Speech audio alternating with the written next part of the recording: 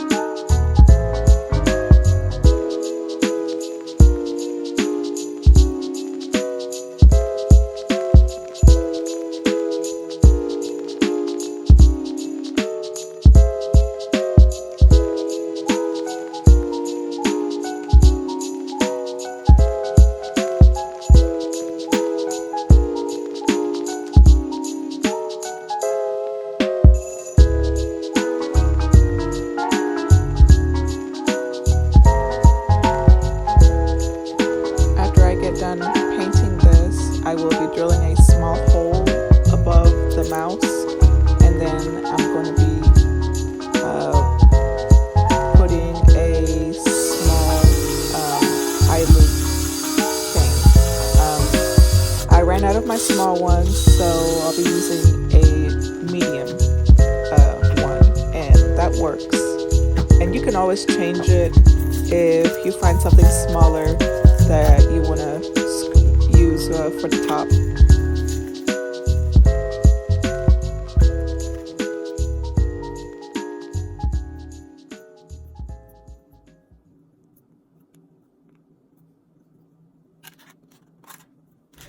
Now then, you can decide whether you want to use twine or string, yarn, or you can even use ribbon if you want to, whatever your preference is, and tie a knot.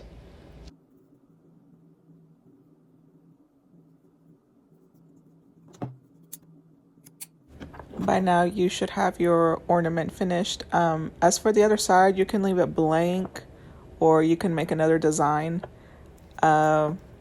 I'm going to choose to paint just some really quick Christmas trees on the back, just so it wouldn't be so plain. Because sometimes these ornaments, they tend to rotate when they're on the tree, and you can kind of see it or notice it that it might look a little bland if if there's no design on the other side. So I'm just choosing to do this real quick. I'm using like a robin egg colored chalk paint that I got from Sherwin-Williams. I'll leave it in the description below if you really like this color, because I find this color really appealing and I use it in a lot of my paintings.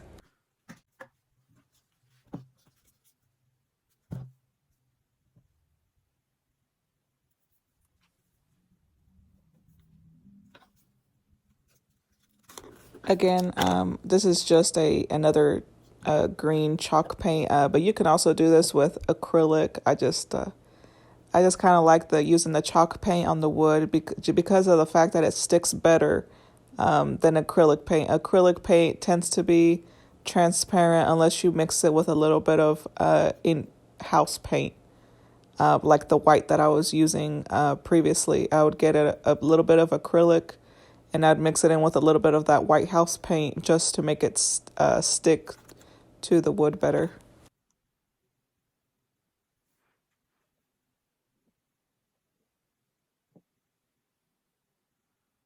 Okay, by now you should have this done, and don't be afraid to come up with other ideas. These are some of the ones that I did. And finally, you want to protect your ornaments with this. So this polyacrylic I like to use because you cannot damage your brushes with it as long as you wash them afterwards with warm soapy water. I like to use a 1-inch flat brush to apply this polyacrylic, and all you need is one coat. Make sure that you're working on a protected surface area, like you have newspapers underneath you. Do not let this get on wood. It can tarnish the appearance of wooden surfaces.